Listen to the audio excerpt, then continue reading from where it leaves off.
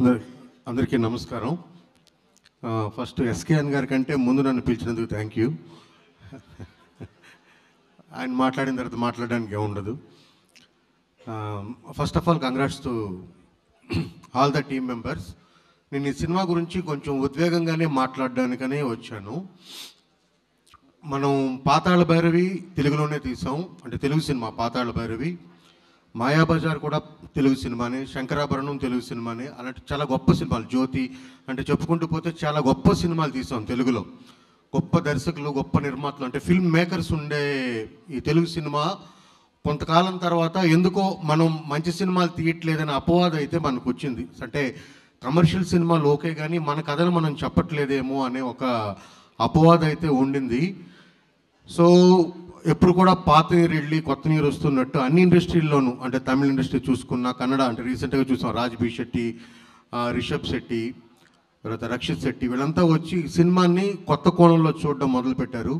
అలాంటి జనరేషన్ ఇక్కడ వస్తుందా, తెలుగులో వస్తుందా రాదా అనుకున్నప్పుడు అలాంటి జనరేషన్ ఒకదానికి ఆద్యం పలిగించింది. అయితే అంటే కరోనాలో నేను పలాసా తీసినప్పుడు నన్ను ఫస్ట్ చూసి ఆ సినిమా చూసి బయటికి ఇంటర్వెల్లో నా భుజం మీద చేసి బన్నీవాసు గారు చెప్పిన మాటలు ఇంకా నాకు గుర్తున్నాయి. ఆ తర్వాత నాకు గీతా ఆర్ట్స్లో అవకాశం వచ్చింది, నేను ఆ సినిమా చేయాలి. కంటెంట్ని ఎప్పుడూ నమ్మి నాతో పాటు ఒక రోజంతా కూర్చొని నేను చెప్పిన అన్ని కథలు ఆయన విని కథలన్నీ చేయాలండి అని చెప్తున్నారు. ఇప్పటికీ ఈరోజుకి మాట్లాడుతున్నారు. అదే కాంపౌండ్ నుండి వచ్చి ధీరజ్ గారు అయితేనేమి, ఎస్కేఎన్ గారు అయితేనేమి, వంశీ గారు అయితేనేమి, వీళ్ళంతా కూడాను కొత్త టాలెంట్ని, రూటెడ్ కథల్ని ఎన్నుకొని తెలుగు సినిమాని కొత్త పదంలో తీసుకెళ్తూ ఒక వేరే లెవెల్లో తెలుగు సినిమాని తీసుకెళ్ళి నిలబెట్టడానికి చేస్తున్న కృషి ఏదైతే ఉందో అది మాత్రం మనందరం అప్రిషియేట్ చేయాల్సిన విషయం. వాళ్ళందరికీ ఒకసారి చప్పట్లు కొట్టమని నేను అడుగుతున్నాను.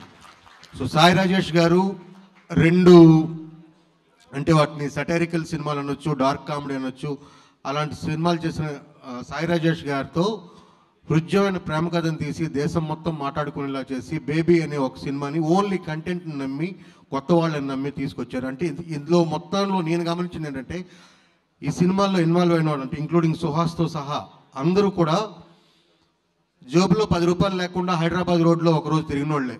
వాళ్ళందరికీ కష్టం తెలుసు కాబట్టి, రూట్స్ తెలుసు కాబట్టి, అంటే ఎస్కేఎన్ గారు అవ్వచ్చు, ధీరజ్ గారు అవ్వచ్చు, బన్నీవాస్ గారు అవ్వచ్చు, వీళ్ళంతా కూడాను వాళ్ళందరికీ అది తెలుసు కాబట్టి రూటెడ్ సినిమా జీవితాన్ని చెప్దాం అనుకుంటున్నాం. ఎందుకంటే మన కథలు మనం చెప్పాల్సినవి చాలా ఉన్నాయి. అందులో అంబాజీపేట మ్యారేజ్ బ్యాండ్ కూడా ఒక కథ. ఒక బ్యాండ్ పార్టీని ఎన్నుకొని వాళ్ళ వెనకాతలు ఉండే కష్టకాలను, ఎందుకంటే మొన్న నేను మట్కాలో ఒక సీన్ తీస్తున్నప్పుడు ఒక సెలూన్ షాప్ ముందు రాయాల్సి వచ్చింది కింద. నేనే శుద్ధబొక్కతో రాశాను, ఎందుకంటే ఆ రూట్ నాకు తెలుసు. అంటే మా వద్ద పెళ్లికి శుభకార్యాలకు సన్నాయి మేళం లభించింది, ఎందుకంటే కొద్ది పీరియడ్ కాబట్టి సన్నాయి మేళం లభించిందని రాశాను. సో ఇది ఎంతమందికి ఈ జనరేషన్ తెలుసని తెలియదు, తర్వాత ఊర్లో ఏం జరుగుతుందో తెలియదు. సో ఇలాంటి విషయాలన్నింటినీ మన జీవితాన్ని మళ్ళీ మనం ఆవిష్కరించే ప్రయత్నం చేస్తున్నందుకు ధీరజ్ గారికి, మంచి కథలు తీసుకొస్తున్న ధీరజ్ గారికి, ఎస్కేఎన్ గారికి, GA2కి, బన్నీవాస్ గారికి అందరికీ హృదయపూర్వకంగా నమస్కారాలు తెలియజేసుకుంటూ థ్యాంక్ యూ సుహాస్. మన ఇద్దరు పెద్ద పరిచయం లేదు, but I'm a big fan of you. మీ యూట్యూబ్ వీడియోస్ దగ్గర నుండి నాకు తెలుసు. సో తొందరలో మనం కలిసి పనిచేయాలి. ధీరజ్ గారు, ఇప్పుడు ఇది మీకు బేబీ ఆడియో ఫంక్షన్లో నేను మాట్లాడాను, బోల్ డబ్బులు వచ్చినాయి. నేను చెప్పాను నాకు బోల్ డబ్బులు రావాలి, నెక్స్ట్ సినిమా నాతోనే తీయాలి కాబట్టి ఎక్కువ డబ్బులు రావాలని.